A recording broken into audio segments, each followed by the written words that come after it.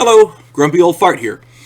I'm trying to do more positive things because I do a lot of negative stuff about politics. So I'm trying to do more positive things. And back in the day, I found that they made, in my opinion, better movies. That's my opinion. I watched a movie. It came out back in 1976 called Logan's Run. Logan's Run is based on a book by William F. Nolan and George C. Johnson. It came out in 1967. They made the movie in 1976. It's set in 2116. It's about a dystopian future. It deals with population control. People live until they're age 30, and then this varied a little bit from the book, as I understand it.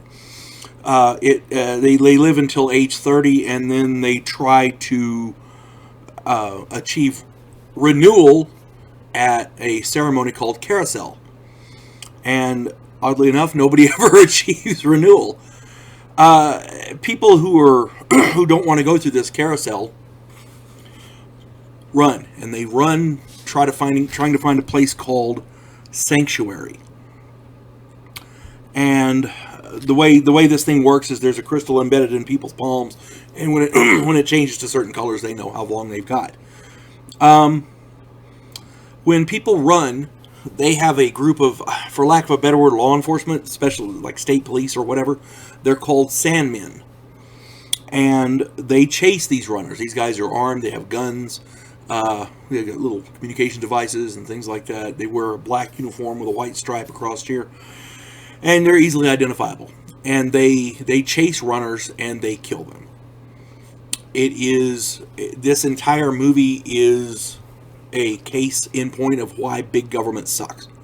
I mean, it was the first look I had as a kid at a dystopian future, and it was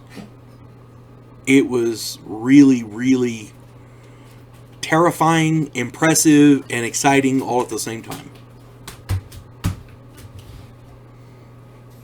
Cats. It dealt with a good dystopian future. It dealt with government lies, because the government fed them this propaganda that, if they go to carousel and renew, they'll get to live longer. The government was killing people. Period. Once they hit 30, they were killing people. Excuse me. Sorry, cats. But the government was killing people. They hit 30, and that was the limit, so they all died. And they were lying to them about it. Population control through coercion. That's what that was.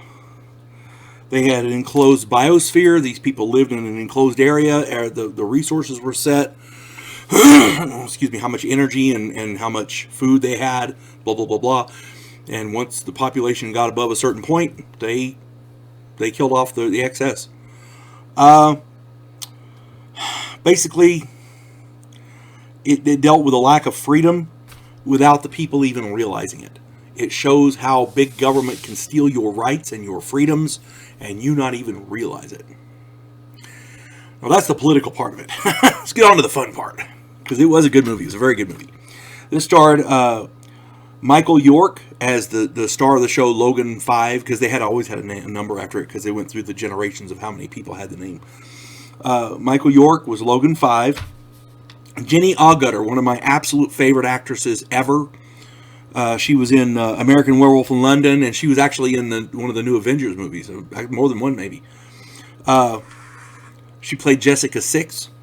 There was another Sandman that was going after him, and his name was Francis 7, played by Richard Jordan. There was an old man, and I'll get to the plot here in a moment. It was an old man named, he didn't have a name.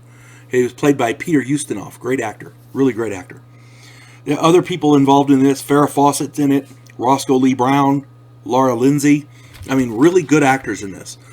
And it was well done. It won an Academy Awards for the visual effects and stuff. The basic story is they have this dystopian future, an enclosed biosphere, the 30-year limit on the lifespan. And Logan is a Sandman. And he's running around chasing these runners. Logan and Francis are partners. They work together. And they chase runners.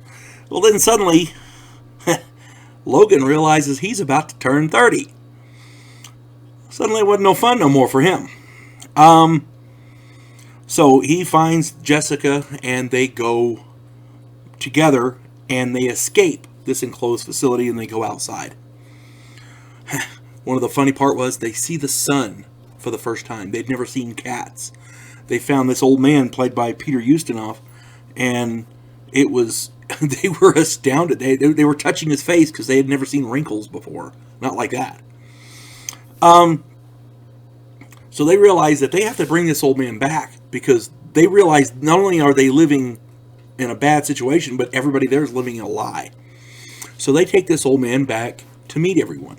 Long story short, they're finally able to free everybody, and it was a really good movie. You've got to see it; it's really good. That being said, they tried to do a TV series, and it was okay, but it didn't last long. Gregory Harrison played Logan, and they had some other people in there. And basically, they kind of retconned it a little bit. Instead of going back and freeing the people, he and Jessica made it out, and they met another guy that was an android.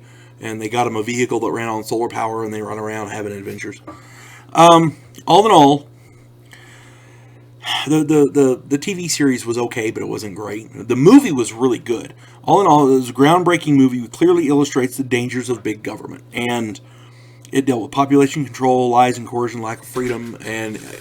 But all in all, it's a really good movie. Keep in mind, it's the 70s, so you got those big flashy special effects things going on. So keep that in mind. It was a different time. But again, check it out. It's a good movie. It's well worth the watch. Logan's Run from 1976. You folks have a good day. God bless one and all.